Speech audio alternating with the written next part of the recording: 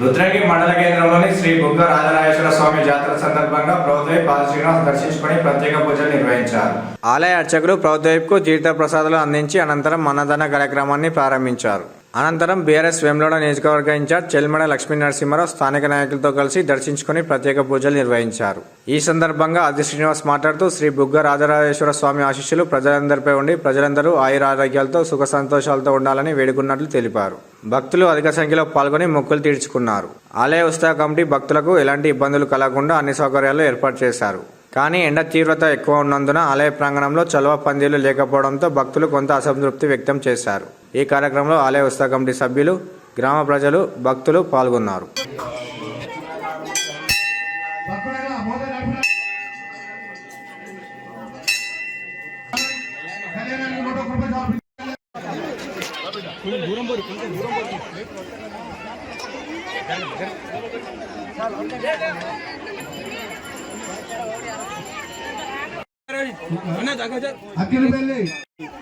పర్వదినాల సందర్భంగా రుద్రంగి శ్రీ బుగ్గ రాజరాజస్వామి సన్నిధిలో బుగ్గ రాజస్వామి సంబంధించినటువంటి ఆలయ కమిటీ పెద్దలు, రుద్రంగి గ్రామ పెద్దలు, వివిధ కుల సంఘాలకు సంబంధించిన పెద్దలు, దాతా హృదయులు అందరూ కూడా కలిసి ప్రతి ఏటా బ్రహ్మాండంగా స్వామివారికి బ్రాహ్మణోత్సవం చేత మహాశివరాత్రి ఉత్సవాలను బ్రహ్మాండంగా జరిపి నేడు జాతర జరుపుతూ అన్నదానం చేస్తున్న సందర్భంగా ప్రజలందరికీ కూడా మహాశివరాత్రి పండుగ సందర్భంగా శుభాకాంక్షలు తెలియజేస్తూ నిన్నటి రోజే దక్షిణ కాశీగా పేరుగాంచిన వేల రాజన్న సన్నిధిలో లక్షలాది మంది భక్తులు వచ్చి వేల రాజన్నను దర్శించుకోవడం, ఈరోజు వేల నియోజకవర్గం అనేక ప్రాంతాల్లో జాతరలు స్వామివారి సన్నిధిలో జరుగుతున్న క్రమంలో ఈ ఎన్నికల్లో ఇప్పుడే స్వామివారి దర్శించుకోవడం ఇందులో కూడా మరి ఇక్కడ బుగ్గరాజస్వామి దర్శించుకోవడం జరిగింది.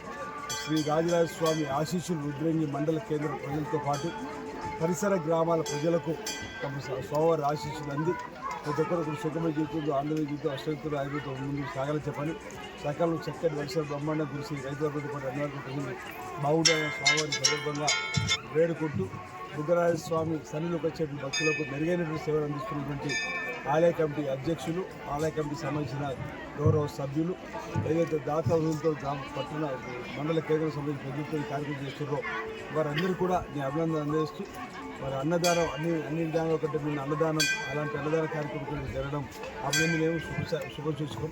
మా భక్తి భావంతో భక్తి శ్రద్ధలతో ఆధ్యాత్మిక చింతనలో ఇలాంటి కార్యక్రమం జరుపుకోవడం, మహాశివరాత్రి పర్వకాలం పర్వదినము శివోహం అని చెప్పని ఓం నమ శివాయ అని చెప్పంటూ అనేక మంది భారతదేశ వ్యాప్తంగా భారతదేశానికి సంబంధించిన వాళ్ళు ప్రపంచంలో ఎక్కడున్నప్పుడు కూడా ఈ మహాశివరాత్రిని గల్ఫ్ దేశాల్లో సైతం మరి శివాలయాలు ఉండడం, ఆయా ప్రాంతాల్లో మహాశివరాత్రి జాగరణ చేయడం, మహాశివరాత్రి ఉపవాసం చేయడం, ఏదైతే ఇవన్నీ కూడా ఆ స్వామివారి మెప్పు కోసం, స్వామివారి ఆశీస్సుల కోసం, లోక కళ్యాణం జరగాలని చేసే కార్యక్రమాలు ఇవన్నీ కూడా స్వామివారి ఆశీస్సులు, అమ్మవారి ఆశీస్సులు అన్నీ అందరూ బాగుండాలని చెప్పని ఈ సందర్భంగా కోరుకుంటూ మరోసారి మహాశివరాత్రి పర్వదిన సందర్భంగా ప్రతి ఒక్కరికి నా దగ్గర నుంచి శుభాకాంక్షలు తెలియజేస్తున్నాను. అందరికీ నమస్కారం.